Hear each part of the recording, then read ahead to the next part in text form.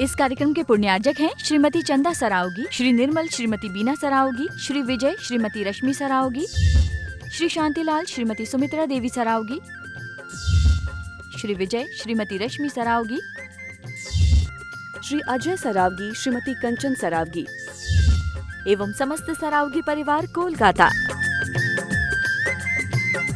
वक्ता बोले परम पूज मनीषी श्री प्रमाण सागर जी महाराज की जय जय जय। मुनिवर श्री निर्वेक सागर जी, संधान सागर जी महाराज के।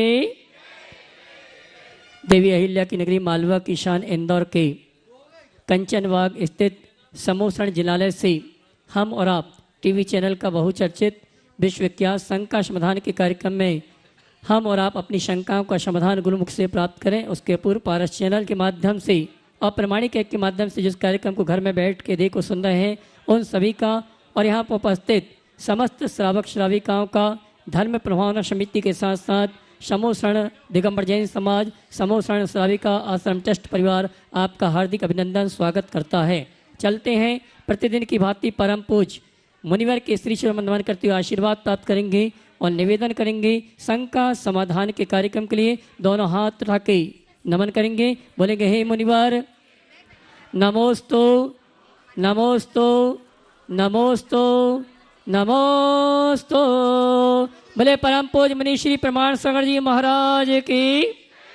और आइए परम पूज मुनिवर के सानिध्य में हमने अपने समोसण जिनालय में ऐतिहासिक अद्भुत प्रभावना के साथ आज प्रातःकालीन वेला में समोसण मंदिर परिसर के जीर्णोद्धार का कार्य प्रारंभ किया और आज ये सौभाग्य प्राप्त हुआ है।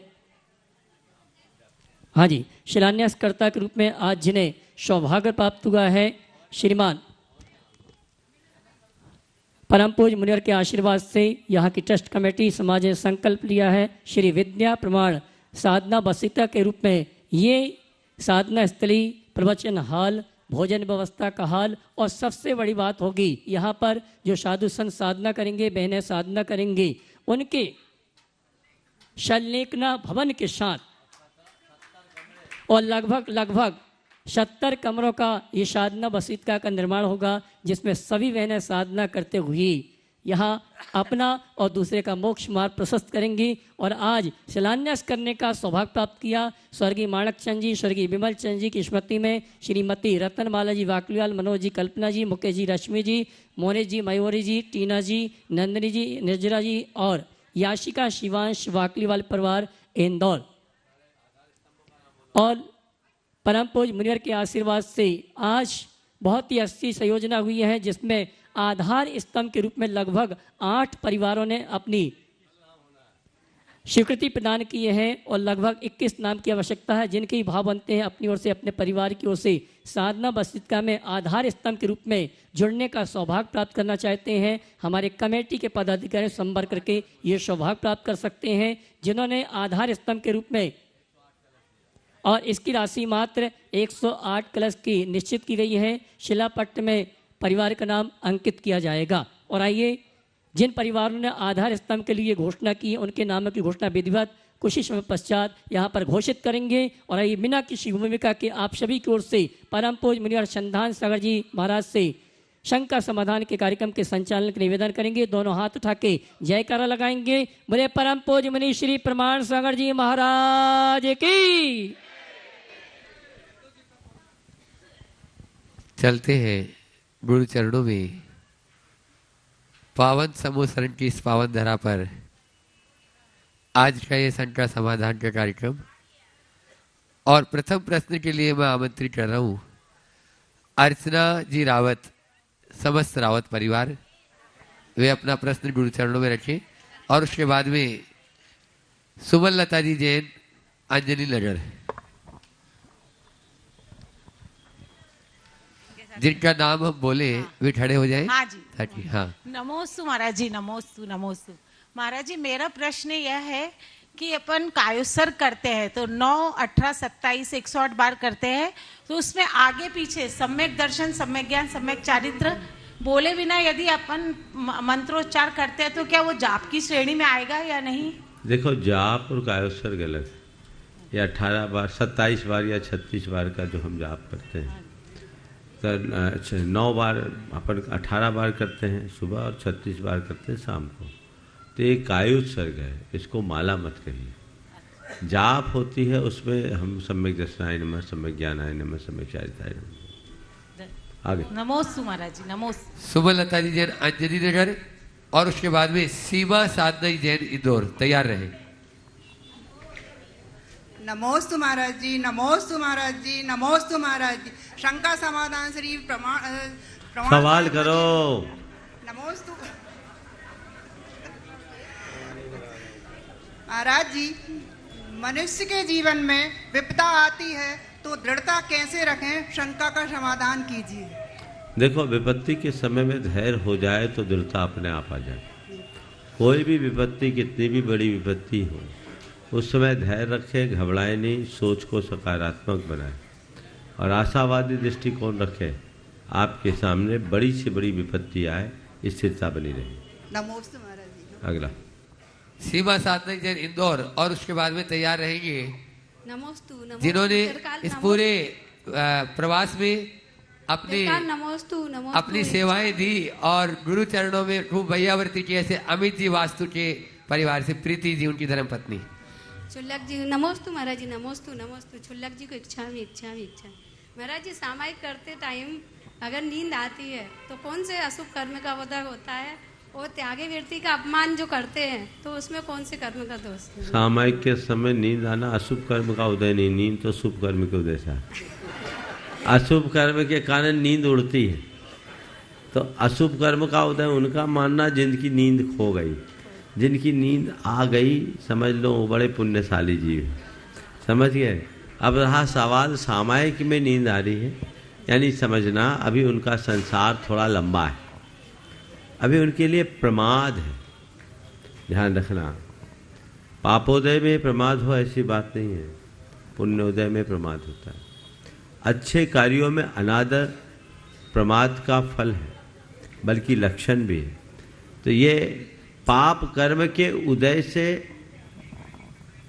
नींद आना ये बात सही नहीं है, अपितु अंदर प्रमाद की अधिकता में नींद आती है, ऐसा समझ। और उससे पाप बंधता है। और त्यागी वृत्ति का अपमान करते तो उसमें कौन से कारण? त्यागी वृत्ति का अपमान तो किसी का भी करो वो दुर्गति का कारण है, और जो त्यागी वृत्ति का अपमान करेगा वो भव में अपमानित होगा। ओ अगला महाराज जी, हाँ, ओम जिसको बोला प्रीति अमित जी वास्तु। अगला वे अपना प्रश्न करें और उसके बाद में तैयार रहेंगी ब्रह्मचारिणी मीना दीदी जी पिंडरई। गुरुदेव के चरणों में 32 बार नमोस्तु, नमोस्तु, नमोस्तु। चुल्लक जी को इच्छामी। गुरुदेव के चरणों में सिर्फ 2 पंक्तियां समर्पित। तुम ही चांद हो इस जग के, तुम ही चांद हो इस जग के, तुम ही सूरज हो इस जग के, तुम ही चांद हो इस जग के, तुम ही सूरज हो इस जग के। लोग तो ना जाने क्या क्या कहते हैं, पर मैं तो कहती हूँ तुम ही तीर्थंकर हो इस जग के, तुम ही तीर्थंकर हो इस जग के। गुरुदेव, आजकल जो संस्था हैं जो कि रेकी हीलिंग और वास्तु सिखाती हैं, उन्होंने अभी पास्ट लाइफ रिग्रेशन की संस्था भी का भी कोर्स मतलब शुरू किया है।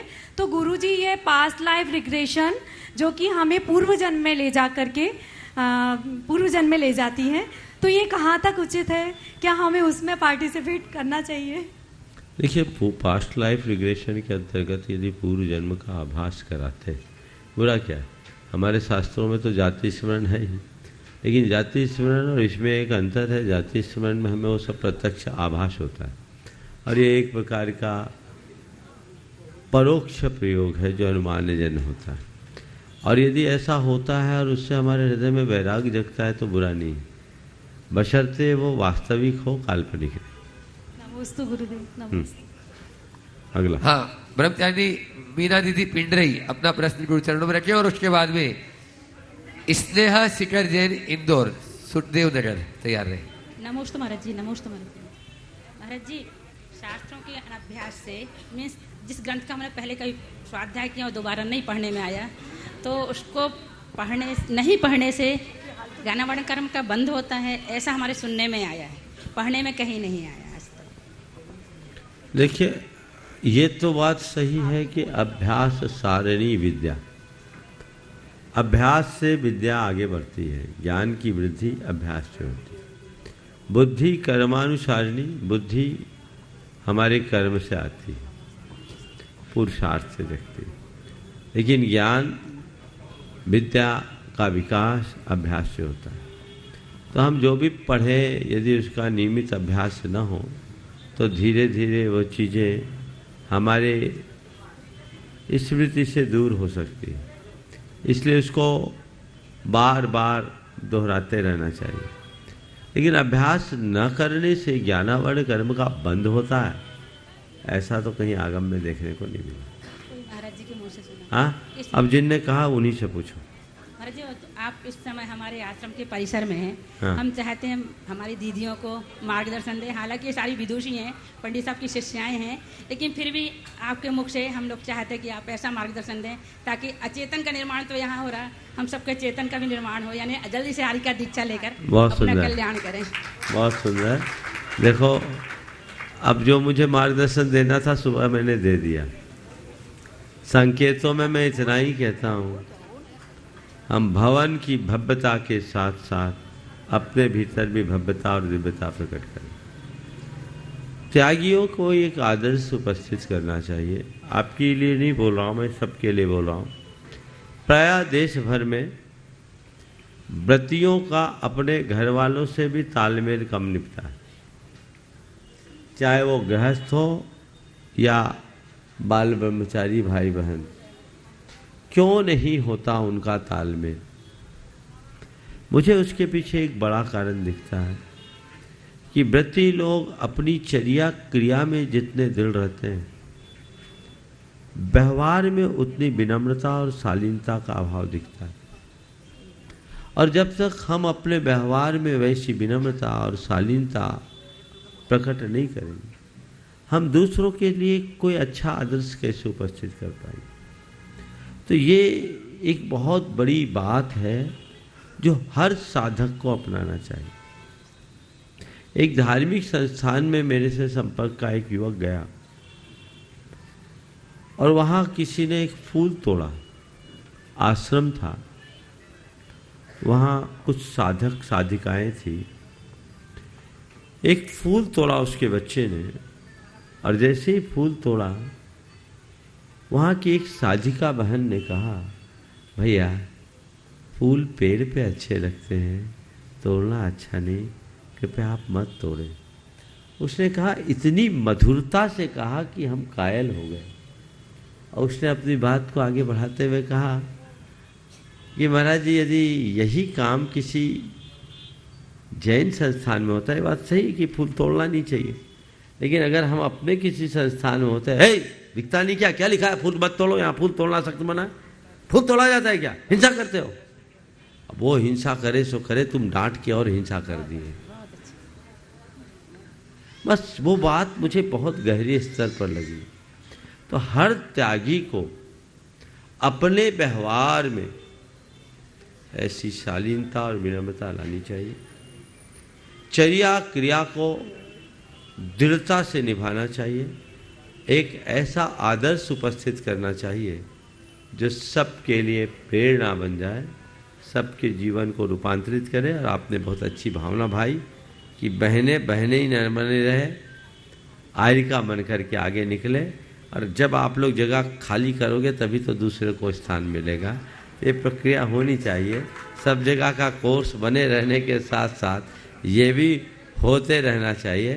और यहाँ की कमेटी से भी मैं ये कहूँगा, आप लोगों का महान पुण्य है कि त्यागियों की सेवा करने का सुअवसर मिल रहा है। सुबह भी मैंने कहा था कि व्रतियों की सेवा से साता वेदनी और देवायु का आश्रय होता है।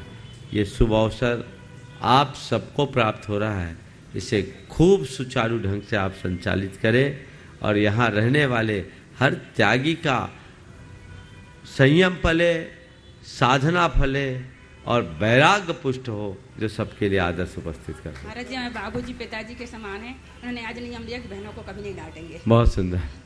और डांट दे तो बहनें बुरा न माने। पिताजी, महाराज जी, सभी बहनों की तरफ से मन वचन का ऐसे हृदय बहुत से स्नेह शिखर जैन, सुखदेव नगर, और उसके बाद में इस पूरे प्रवास में जो मुख्य यजमान की भूमिका निभाए, ऐसे मुकेश जी पाटोदी परिवार। हे गुरुवर, आपके चरणों में नमोस्तु नमोस्तु नमोस्तु।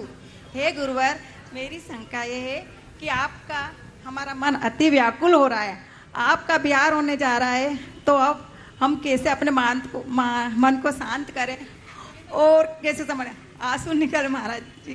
दौड़ के महाराज का बिहार हो रहा है, आप लोग भी अपने बिहार की तैयारी करो, बराबर हो जाएगा। दौड़ के जहाँ तक हो सका आ सके। ओम आगे जी पाटोदी अपना प्रश्न कर रहे हैं, उसके बाद ब्रह्मचारिणी अनिता दीदी जी टटनी वे तैयार रहेगी।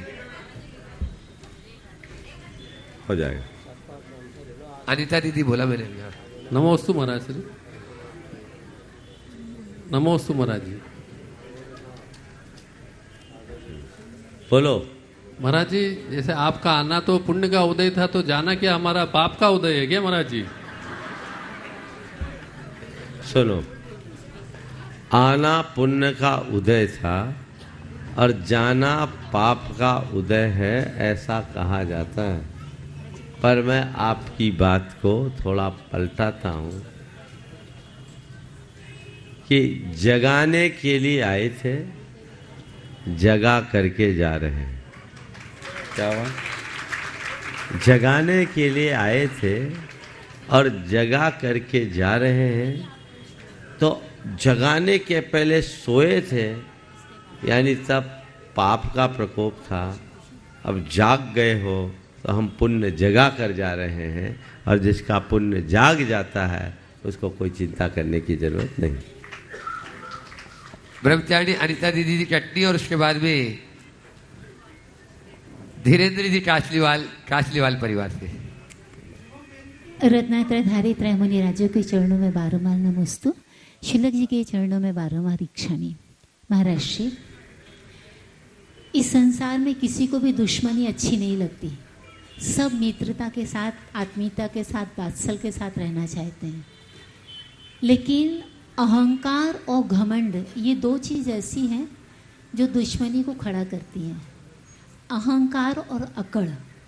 और अहंकार क्या चीज़ है, अकड़ क्या चीज़ है, जो हमें हमारी मित्रता से, हमारे स्वभाव से दूर करती है।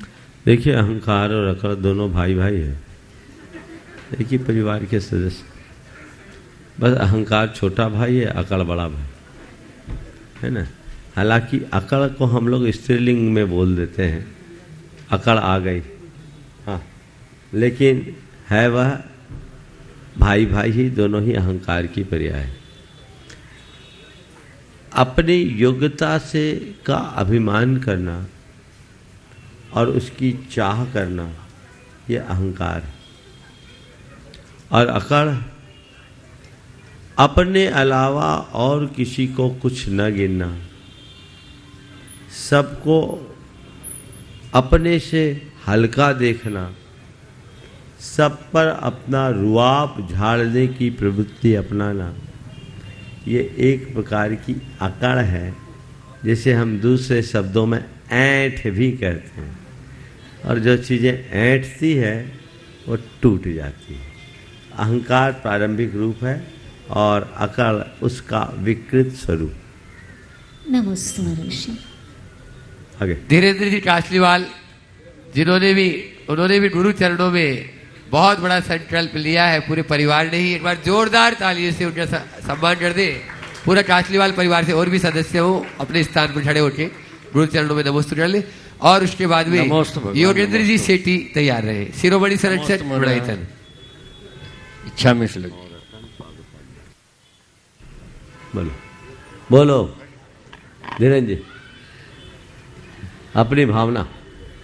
नहीं, भावना तो महाराज श्री, मैं एक प्रश्न पूछना चाह रहा था। जरूर। बहुत लोग दान करते हैं, क्या गलत तरीके से कमाया हुआ धन जहाँ दान करते हैं तो उसका फल दान लेने वाले को मिलता है क्या? बहुत अच्छा सवाल। पहले तो मैं चाहूँगा एक बार धीरेन्द्र जी का जोरदार करतल ध्वनि से अभिनंदन करें। कासलीवाल परिवार की चौथी पीढ़ी है, आज बहुत गरिमा के साथ अपने आप को आगे बढ़ा रही है। और इस चातुर्मास में इनके नेतृत्व में इनके पूरे परिवार और ट्रस्ट ने एक बड़ा संकल्प लिया। जौरी बाग की नसिया में एक सुसज्जित छात्रावास जिसमें 108 बच्चे रह सकेंगे, उसको पूरी तरह से निर्मित कर समर्पित करने का संकल्प इन्होंने लिया है और उस काम की प्रक्रिया शुरू हो गई है। ये बहुत ही अनुकरणीय आदर्श है। ऐसे व्यक्ति का और परिवार का आप सबको जोरदार करतल ध्वनि से अभिनंदन करना चाहिए। ये इस चातुर्मास की एक विशेष उपलब्धि है। आपने जो कहा गलत तरीके से अर्जित किए गए धन का दान में प्रयोग करने से सामने वाले को वांछित परिणाम मिलता है या नहीं। देखिए, पैसा, पहली बात तो मैं कहूँगा कि गलत तरीके से धन संग्रह नहीं करना चाहिए, लेकिन यदि कोई व्यक्ति गलत तरीके से धन का संग्रह कर भी लिया है तो उसके दान को तो स्वीकारना चाहिए और उसे प्रेरणा देके उसके तरीके को बदलना चाहिए। आज गलत तरीके से पैसा कमाया, वो कहीं ना कहीं तो खर्चा करेगा। अब गलत तरीके से कमाकर अगर गलत जगह लगाएगा तो और गलत हो जाएगा, और गलत तरीके से कमाया हुआ व्यक्ति अगर अच्छी जगह पैसा लगाता है तो हो सकता है कल उसकी सद्बुद्धि जग जाए और वो गलत जगह से सही जगह जुड़ जाए। और मेरे संपर्क के एक व्यक्ति के साथ ऐसा हुआ है। एक आदमी का 9 जिलों में शराब का ठेका था। 9 जिलों में शराब का माफिया था। आप समझ लो कैसा आदमी, दबंगी के साथ पॉलिटिकली होल्ड भी उसका बहुत था। अब वो हमारा प्रवास था, हमसे जुड़ा था, आहार देना चाहता था, चौका लगाना चाहता था। मेरे पास आया, मैंने कहा तू बताओ भाई, जो धंधा तुम करते हो और उस धंधे के बाद मैं तुम्हारे घर जाके आहार लूं तो लोग मुझे क्या बोलेंगे? क्या ये शोभास्पद है? मैं महाराज मानता हूं कि मेरा धंधा खराब है, पर मैंने तो यही सुना है कि साधु संतों की कृपा से पतित लोग भी पार लग जाते हैं। तो महाराज रास्ता तो आपको बताना है। मैंने कहा रास्ता ही बताने के लिए तो तुम्हें बुलाया। मैंने कहा मैं तुम्हारे घर आहार ले सकता हूं, बशर्ते तुम इस धंधे का त्याग करो। बोले महाराज जी, जिस तरह का मेरा व्यापार है एक दिन में ये नहीं हो सकता, थोड़ा समय देना होगा। थोड़ा आप समय दीजिए, मैं इसको समेट लूंगा, बस मेरी एक ही भावना आपका आहार होना चाहिए। मैंने पूछा कितना समय चाहिए? बोले महाराज 9 जिलों में कारोबार है, एकाएक बंद नहीं हो सकता, करोड़ों का कारोबार है, आप हमें 2 वर्ष का समय दीजिए। मैंने कहा दिया। उसने संकल्प लिया 2 साल के अंदर अपना इस शराब के पूरे कारोबार को तिलांजलि दे दें। हमने उसके संकल्प की भावना को स्वीकार करते हुए उससे कहा और उसके घर आहार लिया। 2 साल का संकल्प लिया था, 1.25 साल में उसका सारा कारोबार बंद हो गया और आज समाज का प्रमुख बन करके जी रहा है और बहुत अच्छा एक व्यापारी और समाज में बहुत अच्छा काम कर रहे हैं। नाम मैं नहीं लेना चाहूँगा, वो सुन रहे होंगे तो उनको मालूम पड़ जाएगा। बहुत अपने ही मध्य प्रदेश की बात है। तो बदलाव ऐसा होता है। मेरा सबसे एक निवेदन है, गिरे से गिरे व्यक्ति को भी आप गिरी दृष्टि से मत देखिए। बुरा से बुरा इंसान बदलकर हम सबके लिए आदर्श बन सकता है। तो कोई आदमी गलत काम कर रहा है, एक जगह की बात है, एक प्रोजेक्ट आना था, बहुत पुरानी बात है, हमारे शुरुआती दिनों की 1992 की। तो लोग 25-25 हजार रुपया उधार कलेक्ट कर रहे थे। कुछ लोगों ने दान दिया था, कुछ ने कहा 25-25 हजार रुपया भी दे दो ताकि एक भूखंड खरीदा जाए। एक व्यक्ति था जो शराब पीता था और इलाके का डॉन था। उसने कहा मैं 1 लाख रुपया देना चाहूँगा। और हमारी कोई शर्त नहीं। हम चाहते हैं गुरुजी कि आपके सानिध्य में ये काम हो रहा है, ये 1 लाख रुपया इस काम में लग जाए, ना मुझे कोई पद चाहिए ना कुछ चाहिए। हाँ, तो मैंने कहा ठहरो भाई, तुम्हारे बारे में मैंने जो सुन रखा, पहले समाज से बात करूंगा, समाज तुम्हारा पैसा लेगी कि नहीं लेगी। मैंने कमेटी से बात किया, प्रमुख से, सारे प्रमुखों में एक एडवोकेट साहब थे, अच्छे लीडिंग प्रतिष्ठित। बोले महाराज मैं कहता हूँ ले लेना चाहिए। बोले क्यों? बोले उनके पैसे और हमारे पैसे में क्या अंतर है, वो अपराध करते हैं, हम उनको बचाते हैं, दोनों का पैसा एक। दृष्टिकोण। तो हमें इन सब बातों पर थोड़ी व्यापकता रखनी चाहिए, उदारता नहीं। नमस्ते। योगेंद्र जी सेठी जो धर्म प्रभावना समिति के नवरत्न भी और स्वागता अध्यक्ष भी रहे, ऐसे शिरोमणि संरक्षक अपने पूरे परिवार के साथ में, और आज उन्होंने बहुत बड़ा कार्य हमारा जी बता रहे। आज के यहाँ जो आधार स्तंभ यहाँ के बने हैं, उनमें एक आनंद भवन परिवार से, साथ में हो जाओ अरुण जी, योगेंद्र जी ऊपर आ जाओ। और उस योगेंद्र जी सेठी जी के बाद में जिनका नाम भी वही है जो उनका पद है, और वो भी आधार स्तंभ है, श्रीमान धनराज जी कासलीवाल, कोषाध्यक्ष, यहाँ के ट्रस्टी भी है। नमस्ते महाराज। प्रश्न तो कुछ नहीं है, लेकिन पिछले 6 महीनों से जो आपका सानिध्य रहा है, उसमें एक ही बात समझ में आई है, आप जो कुछ कहते हैं उसका प्रभाव, उसकी प्रभावना जोर शोर से होती है, और हम सब उसको मान लेते हैं, उस पर कायल हो जाते हैं।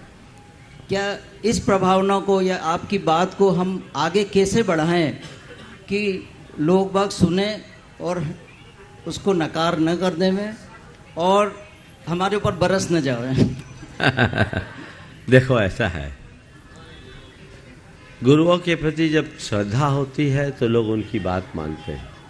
बिना श्रद्धा के कोई किसी की बात मानने को राजी नहीं होता। मैं तो ये बोलता हूँ, मैं तो केवल निमित्त हूँ, हमारे मुख से कुछ भी निकलता है, आप लोग श्रद्धा भाव से भरकर फटाफट उसे कर लेते हैं। जहाँ तक हमारे निकलने के बाद हमारी बात कैसे प्रभावी बनी रहे, तो मैं मानता हूँ जो अपने हृदय में बिठाए रखेगा, उसके हृदय में जब गुरु बैठेंगे तो उस गुरु की बात भी बैठी रहेगी, उसे बिठा के रखें।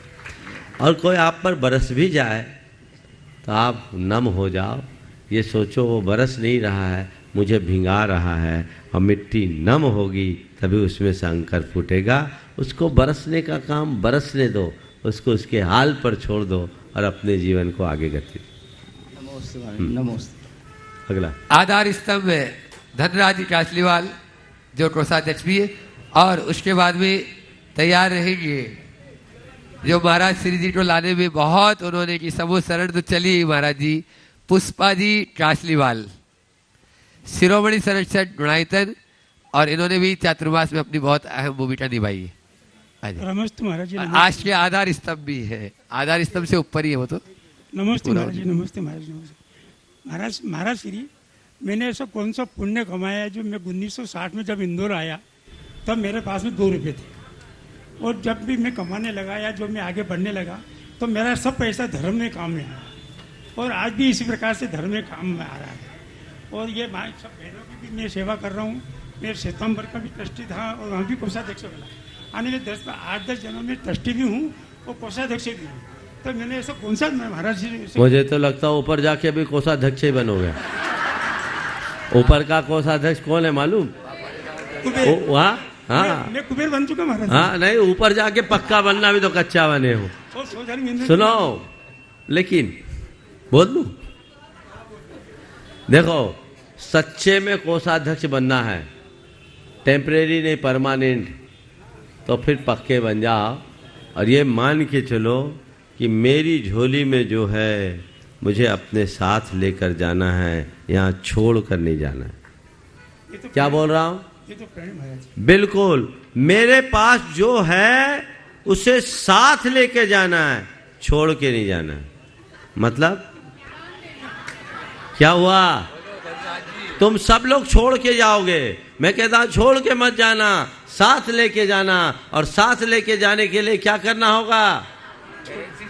करेंसी को चेंज करना है, रुपये को डॉलर में बदलना है। अभी तक तुम्हारे पास जो पैसा है वो परिक्रिया है, वो पाप है, ये यहीं धरा रह जाएगा। ये करेंसी वहां नहीं चलती। दान कर दोगे पुण्य बन जाएगा, पुण्य की करेंसी ऊपर चलती है, तुम्हारे साथ जाएगी। इसलिए धनराज जी अभी किया, आज आपने बहुत अच्छा काम किया। आपकी शुरुआत करने से लाइन लग गई और ये काम पूरा हो जाएगा। पर मैं आपसे पुनः कह रहा हूं, दोनों से, आगे पीछे कोई है भी नहीं है, तो अपना तिया पाचा सुनो तो जो बोल रहा हूं। कल किसने जाना? तिया पाचा करके जाओ, बात का भरोसा नहीं। मैं एक ऐसे आदमी को जानता हूं जिसने अपने, जिनकी कोई संतान नहीं थी, स्वतंत्रता संग्राम सेनानी थे, उनने मरने के पहले अपनी समाधि भी बना ली और मृत्यु भोज भी दे दिया। बोले बाज वाले का कौन जाने, बोले मरने के बाद ही लोग मृत्यु भोज करे, अपने सामने कर लो, मैं खिला के जाऊं। जी मैंने इनके परिवार को, मेरे परिवार को लिखा पे दे दिया और जिमा दिया सबको। बहुत बढ़िया। चलिए चलिए आगे। पुष्पा जी। पुष्पा जी कासलीवाल गुरु चरणों में अपना प्रश्न के साथ में निवेदन और उसके बाद में तैयार रहेंगे। बहुत सुंदर, बहुत सुंदर। दयोदय ट्रस्ट से भी, गुणायतन से भी, सभी संस्थाओं से जुड़े हुए हैं मुकेश जी बाटलीवाल। महाराज जी नमोस्तु। मनोज जी बाटलीवाल, मुकेश जी बाटलीवाल।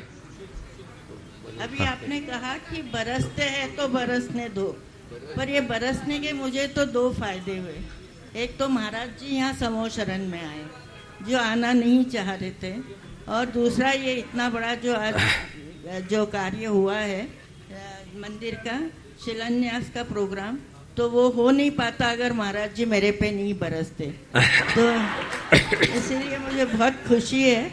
आज बरसे, उस समय तो मुझे लगा मैं क्या करूं, अब कैसे करूं, पर धीरे धीरे सब रास्ते खुलते गए और शायद अब ये मूर्त रूप ले लेगा। और मुझे खुशी बताते हुए खुशी हो रही है कि जो आर्किटेक्चर गुंजन बरजात्या जी ने, उन्हें आज अनाउंस करा है कि वो कोई भी फीस यहाँ की नहीं लेंगे और वो पूरा कार्य निश्चित। बहुत सुंदर, बहुत सुंदर। आ जाओ, सामने आ जाओ, इनका तो सत्कार होना चाहिए। आइए, करिए, व्यवस्था है, लाओ, साथ साथ कर दो। योगिन जी, धनराज जी आ जाओ। हाँ, जितने भी आधार स्तंभ है वे आ जाएंगे। हाँ। ओम। हाँ, आप लोग जोरदार तालियों से एक बार ऐसे आर्किटेक्ट का सम्मान जरूर अपने आपके समाज के गौरव है। पुष्पा जी और बोले आगे। हाँ, चलो, बहुत सुंदर। गुंजन नाम है, बहुत बढ़िया। इनकी धर्मपत्नी है, दो। अच्छा,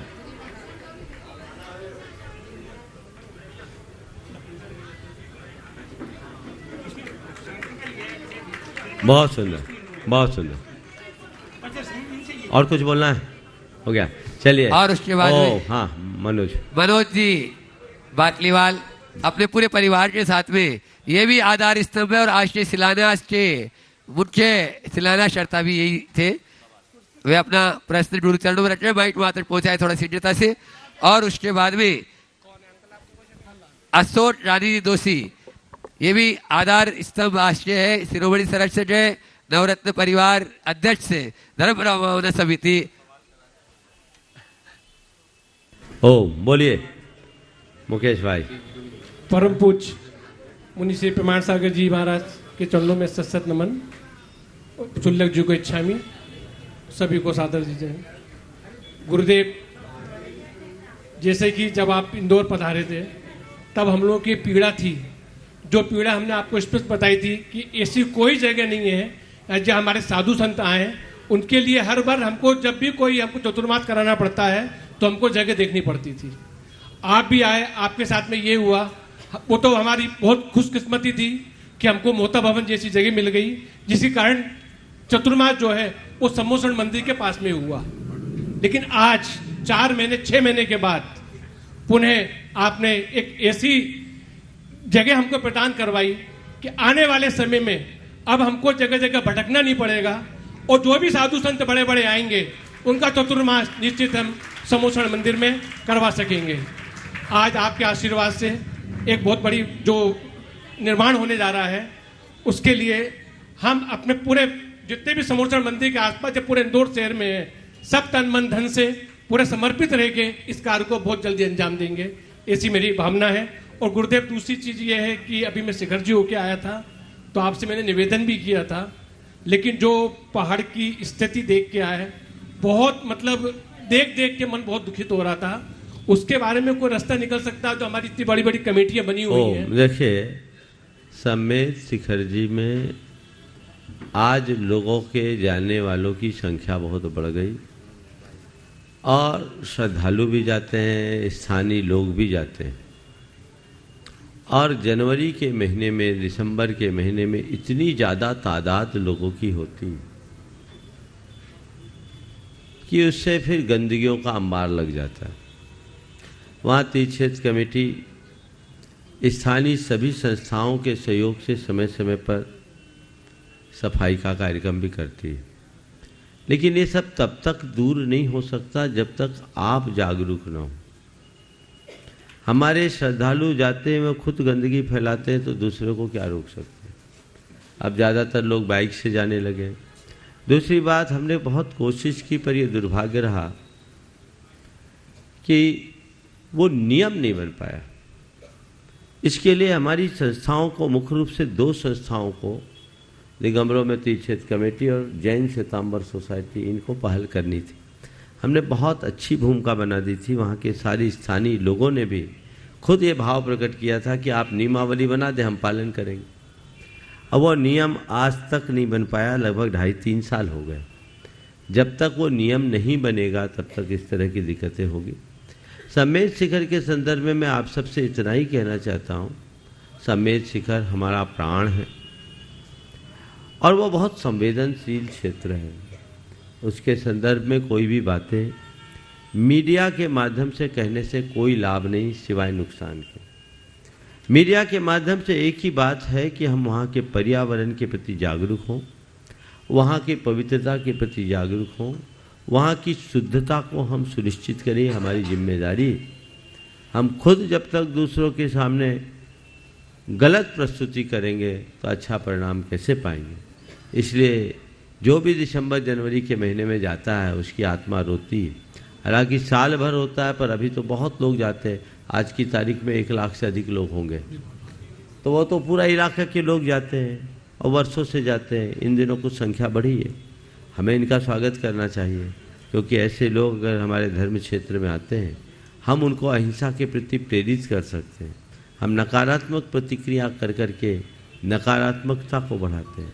हमें हर बात के प्रति बहुत गंभीरता से विचार करना चाहिए और सकारात्मक दिशा में आगे बढ़ना चाहिए। गुरुदेव, जहाँ वो चरण बने हुए हैं ऊपर की तरफ, ओम बात अभी यहाँ नहीं करो, बात कर। नीचे में जो बना हुआ है, वो जो जहाँ पर है, उसके लिए वो अपनी ऐसा है कि पारसनाथ टोंक में मूल चरण तो ऊपर ही है, स्वर्णभर टोंक ऊपर है। नीचे के चरण बहुत बाद में विराजमान किए गए और नीचे की प्रशस्ति भी बात की है। नीचे के चरण नहीं है, चरण चिन्ह नहीं है, चरण है, ऊपर के चरण है। नीचे आप गौर से देखेंगे तो उसमें नाखून भी बना हुआ है। पहले हमने बातचीत की है और वहाँ चाय बनती थी, दरबान सोते थे। बाद में लगभग 50-60 साल पहले वहाँ किसी ने चरण रख दिए और मैंने तो दोनों जगह साधनाएं की है। मैंने कई रात्रि पारसनाथ टोंक में अपनी साधना में बिताई है, ऊपर भी नीचे भी। समेत शिखर के प्रवास में मैंने वहाँ के लगभग सभी प्रमुख स्थलों में साधना की है। पर मैं आपको बताऊं, जो विशुद्धि और ऊर्जा स्वर्ण भट्ट टोंक पर है वो पूरे मधुबन में कहीं नहीं, पूरे पर्वत पर कहीं नहीं। ऊपर और नीचे में बड़ा अंतर है। अनेक बार मैंने इस पर प्रकाश डाला है। इसलिए पारसनाथ टोंक में मूल चरण ऊपर है, ऐसा ही समझकर चलिए। नमोस्तु गुरुदेव। हाँ। धर्म प्रभावना समिति के अध्यक्ष असुर नानी जी। और आज एक बार मैं चाहूँगा, अभी पुष्पा जी ने बोला महाराज जी शायद, अब शायद क्यों, अब तो बोलो महाराज जी हम पक्के तौर पर जल्दी पूरा करेंगे और आपके चरणों में आएंगे कि जल्दी आकर आप इनॉग्रेशन करिए, है ना। तो आज एक शुभ संयोग बना है कि एक शुभारंभ हो गया। ये बार बार कह रही महाराज जी आपकी डांट से ये काम हो गया, तो मुझे ऐसा पता होता कि थोड़ा डांटना पड़ेगा तो मैं पहले ही दिन डांट देता, लेकिन मुझे पता पहले दिन डांटता तो इनको बुरा लग जाता, अब बुरा नहीं लग सकता क्योंकि अब ये पक्की हो गई है। निश्चित ये बहुत अच्छा संयोग बना है और इंदौर के इतिहास में एक नई इबारत लिखी है। आज जिन लोगों ने भी उसमें अपना योगदान दिया है, मनोज जी बाकलीवाल परिवार जो उदारता की प्रतिमूर्ति हैं, उनको शिलान्यास करने का सौभाग्य मिला। पुष्पा जी उसमें आधार स्तंभ बने हैं, अशोक जी रानी जी दोषी कहाँ पीछे रहने वाले हैं, ये भी उसके आधार स्तंभ बने। आज 9 परिवार जिनके हैं उन सबका नामोल्लेख अभी कर दें, फिर आगे का कार्यक्रम करेंगे। और कौन कौन है? एक आनंद भवन से योगेंद्र जी, अरविंद जी, अवनीश जी, अरुण जी परिवार, वो इंद्र भवन परिवार से इंद्रानी जी, योग धीरेन्द्र जी कासलीवाल परिवार, एक अक्षय अजमेरा, और कौन हुए? धनराज जी कासलीवाल। 8 हुए ना? 7, ये 7 हुए हैं। आपको 21 बनाना है, 7 शुभांक हो गया है। और ये मुझे लगता है तो 15 मिनट में हुए तुरंत के तुरंत। अभी आप लोगों की जिम्मेदारी है, 7 को 3 यानी रत्नत्रय से गुना करोगे तो 21 हो जाएंगे, तो इसमें कोई देर नहीं है। आप लोग इसे शीघ्रातिशीघ्र बनाइए और बोलिए महाराज जी अब ये निर्मित हो गया है, आइए हम चाहते हैं आपके सानिध्य में शिलान्यास हुआ है तो आपकी ही सन्निधि में इसका शुभारंभ हो और ये एक भव्यता का रूप ले सके।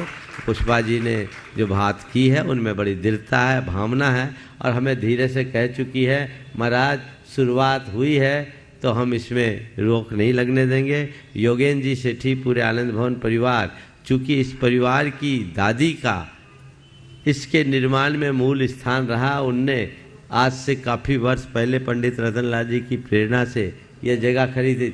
चंदाबाई तो उनके भाव तो जुड़े ही रहने चाहिए।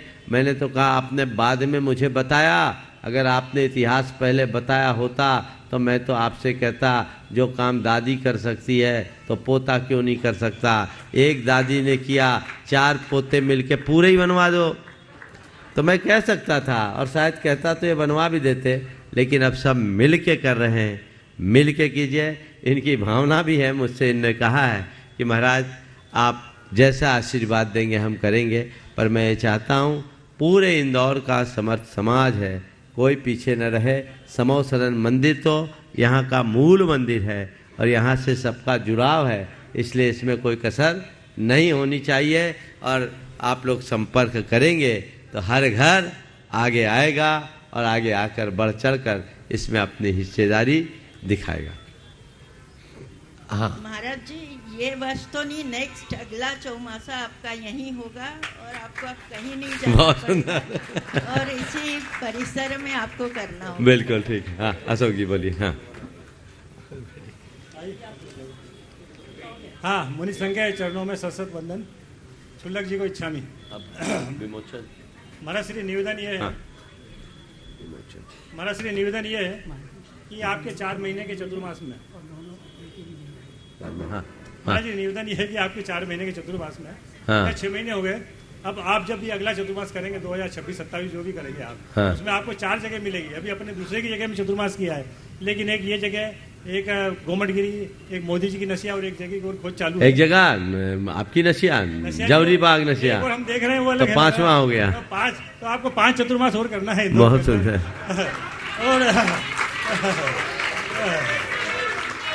और अभी किसी ने कहा कि कोई बड़े साधु आएंगे जब चतुर्मास करा हो सकता है, तो हमारे लिए आपसे बड़ा कोई साधु अभी है नहीं, इसलिए हम आपके चतुर्मास पुनः बहुत जल्दी कराएंगे, ऐसा हमारा अनुमान है। महाराज जी अब शिखर जी की बात है, तो आप स्वच्छ शहर इंदौर से जा रहे हैं, तो मैं चाहता हूँ शिखर जी का पर्वत इतना स्वच्छ हो जाए कि जैसे भारत में इंदौर नंबर 1 है, जैसे शिखर जी का पहाड़ पूरे भारतवर्ष में नंबर 1 हो स्वच्छता में केवल, बाकी चीजें तो जो हो रही है वो हो रही है। बहुत अच्छी भावना, मेरा जल्दी करो।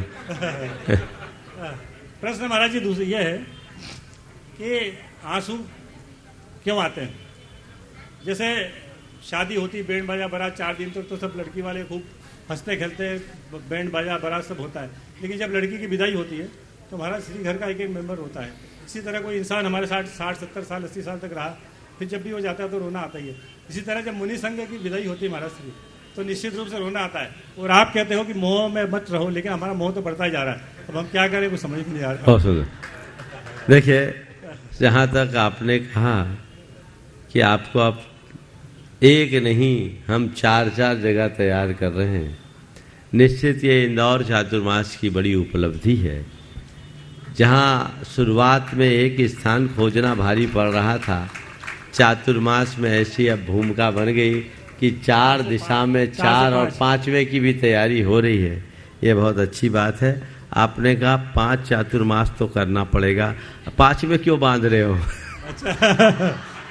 क्या पता क्या योग बनेगा, भावना भाके रखिए। लेकिन इतना मैं कहूँगा कि इंदौर आज आखिरी शंका समाधान है, पर ऐसा लगता है कि इंदौर में भी बहुत काम बाकी है और बहुत काम बाकी है। और जब तक ये एहसास होगा तो इंदौर हमारे आसपास बना रहेगा, ऐसा मेरा विश्वास है। और आप लोगों ने जिस तरह की भावना और तत्परता दिखाई है उसे बनाए रखिएगा तो सुनिश्चित इसके शुभ परिणाम आएंगे। आपने जो सवाल किया आंसू क्यों आते, आंसू का कोई वैज्ञानिक कारण नहीं। आज तक विज्ञान भी ये साबित नहीं कर पाया कि आंसू क्यों आते हैं। ये एक प्रकार का हार्मोनल इफेक्ट है जो हमारे हार्मोनल डिस्चार्ज के कारण होता है। लेकिन क्यों आते हैं, किसी को खुशी में भी आते हैं, किसी को दुख में भी आते हैं। पर मैं आध्यात्मिक रूप में आंसू आना इसका मतलब 2 अर्थ में लेता हूँ। आंसू आ गया, वो क्यों आया? तो जैसे हम लोग कुआं खोदते हैं ना, तो कुआं खोदने में जब पानी का स्रोत मिलता है तो कहते हैं अब काम सिद्ध हो गया, पानी का सोआ मिल गया। तो आंसू आता है यानी काम पूरा हो गया, इसलिए आंसू आता है। जो खुशी के आंसू है, हर्ष के आंसू है, धरती को तर करने वाले आंसू है, ये सहज और स्वाभाविक रूप से हमारे अंदर आंसू का भाव प्रकट हो जाता है। और दुख में आंसू आते हैं तो कहते हैं कि जब हमारे ऊपर दुख होता है यानी कोई चीज़ तप जाती है तो तपी हुई वस्तु को ठंडा करने के लिए पानी की ज़रूरत होती है। तो प्रकृति हमारे आँखों में पानी लाकर हमें ठंडा कर देती है और हम दुख को सहने की सामर्थ्य विकसित कर लेते हैं। ऐसा कहा जाता है कि व्यक्ति थोड़ा रो ले तो जी हल्का हो जाता है। आज आप लोग के आंसू आ रहे हैं और इनके सवाल के बाद तो अब सबके चालू हो गए होंगे और हो जाएंगे। लेकिन हमेशा एक बात ध्यान रखना, एक नीति है। आप लोग कह रहे हो आप जा रहे हो, पर मुझे नहीं लगता कि आप लोग हमें जाने दोगे। बोलो नहीं जाने देंगे। जाने दोगे क्या? जब आप हमको जाने ही नहीं दोगे तो हम कैसे जाएंगे? बोलो, जब तक आप हमें जाने नहीं दोगे हम आपके यहां से नहीं जा सकते, चाह करके भी नहीं जा सकते। बोलो तो, बजाओ तो जोर से, मतलब की बात बोलो। जब तक आप लोग हमें नहीं जाने दोगे हम लोग भला कैसे जाएंगे? बोलो जाएंगे क्या? तो सुनो, नीति है दूरस्थोप्य दूरस्थ यो यस्य मनसि स्थितः यो यस्य हृदये नास्ति समीपस्थोपि दूरतः।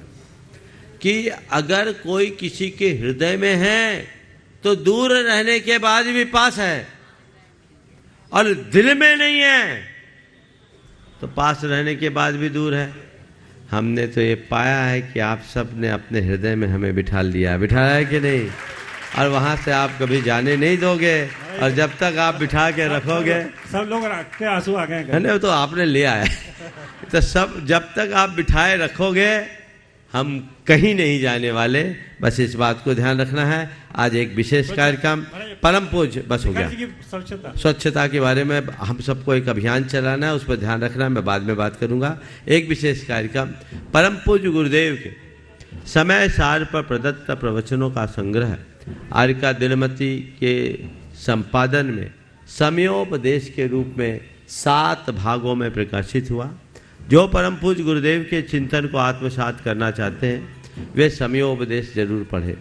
लेकिन उस समयोपदेश में से भी जो गुरुदेव के द्वारा दिए गए दृष्टांत उदाहरण थे उन इस उदाहरणों को आर्यका दिनमती जी ने ही बहुत अच्छे तरीके से संकलित करके उसे यहाँ प्रकाशित किया है। दृष्टांत संचयन के नाम से एक भाग में कितने पेज है इसमें? 528 पेज, 528-30 पेज की स्वाध्याय मति, यहाँ दिनमती लिखा है। स्वाध्याय मती जी ने इसमें विशेष श्रम किया है। देखो मुझे नहीं मालूम, जो दिखा वो मैं बोल रहा हूँ। ये छपते छपते खबर छप रही है, मैं पूरे संघ को श्रेय देता हूँ।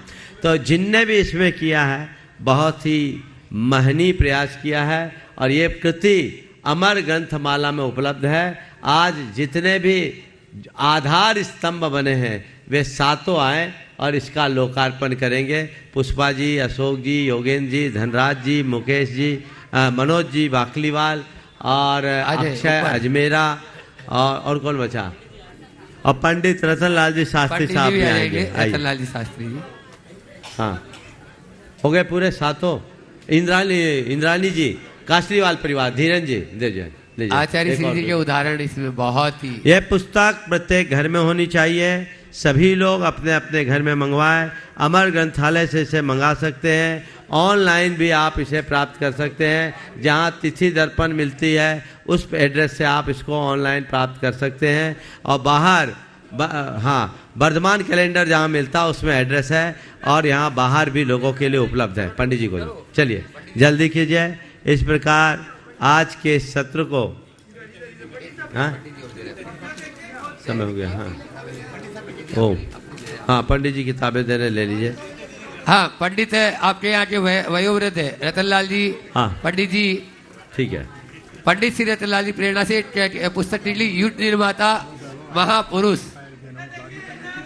और दूसरी पुस्तक है सर्वोदयी सत्य की राष्ट्रीय देशना, जो पहले भी प्रकाशित हो चुकी थी, और जिनागम का नवनीत। ये तीनों पुस्तकें ठीक है।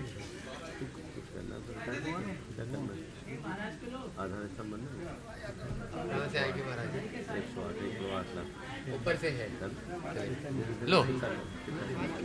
ब्रह्मचारी दिनेश जी मलैया, पंचबालियती मंदिर, जल्दी आ जाए थोड़ा सा, वो छोड़ दो। ये पंडित जी के हाथ में दे, महाराज जी को दे देंगे पंडित जी के द्वारा।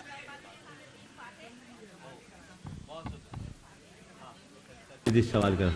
हाँ, ब्रह्मचारी सरिता दीदी तैयार रहे। आप जल्दी से सवाल एक करो। प्रश्न उनका रहेगा लास्ट। हाँ ले। पंडित जी रतनलाल जी, पंडित जी आप अपना साहित्य पूज्य महाराज श्री जी को यही भेंट कर दे। हाँ यहाँ दे। ओम ओम। चलिए जल्दी, सरिता बहन जल्दी सवाल करो। आखिरी सवाल हो गया। चलिए जल्दी, एक जन पूछो जल्दी से। ओम। पूज्य गुरुदेव के चरणों में सत सत नमन। छुल्लक जी के चरणों में इक्षामी इक्षामी। महाराज जी आज रात्रि विश्राम कहाँ होगा, कल सुबह का कहाँ होगा, पहले बोल दो बस। दिनेश जी बोलो। थोड़ा महाराज जी, एक मिनट। अब सभी के लिए सूचना है, अभी कुछ ही समय पश्चात परम पूज्य मुनिश्री का समोसण से विहार होगा और आज के रात्रि विश्राम आदिराज दिगंबर जैन मंदिर निर्माणा के पास जो है वहाँ पर रात्रि विश्राम होगा। और कल सुबह प्रातः काल की वेला में नवीन जी गोधा उनकी जो प्रगति कॉलोनी है वहाँ पर आहारचर्या होगी। और कल का सायंकालीन शंका समाधान का कार्यक्रम कब होगा इसकी सूचना आपको कल प्रेषित की जाएगी। बहुत सुंदर। चलिए हाँ बोलिए जल्दी। महाराज जी मेरा प्रश्न है कि आज की युवा पीढ़ी ब्रांडेड चीजों के पीछे भागती है। वस्त्र भी चाहिए तो ब्रांडेड, जूते चप्पल भी चाहिए तो ब्रांड, सब चीज, मोबाइल भी एप्पल का होना चाहिए। आध्यात्मिक दृष्टि से यदि हम देखें तो हमारे लिए ब्रांडेड क्या चीज? आचार्य कुंद चलो बोले परम पूज्य मुनि श्री 108 प्रमाण सागर जी महाराज की। और इस तरह से आश्चर्य संज्ञा समाधान यहीं पर पूरा होता है। और एक भावना योग का अनुभव सुनाना चाहती है।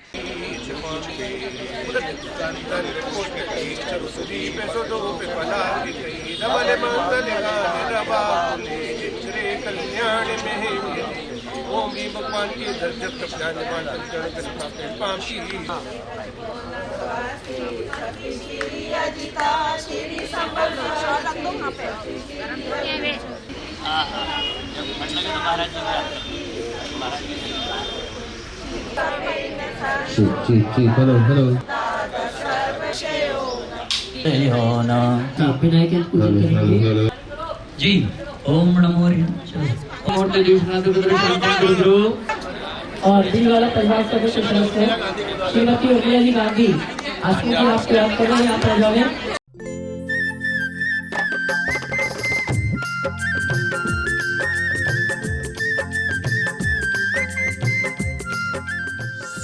इस कार्यक्रम के पुण्यार्जक हैं श्रीमती चंदा सरावगी, श्री निर्मल श्रीमती बीना सरावगी, श्री विजय श्रीमती रश्मि सरावगी, श्री शांतिलाल श्रीमती सुमित्रा देवी सरावगी, श्री विजय श्रीमती रश्मि सरावगी, श्री अजय सरावगी, श्रीमती कंचन सरावगी एवं समस्त सरावगी परिवार कोलकाता।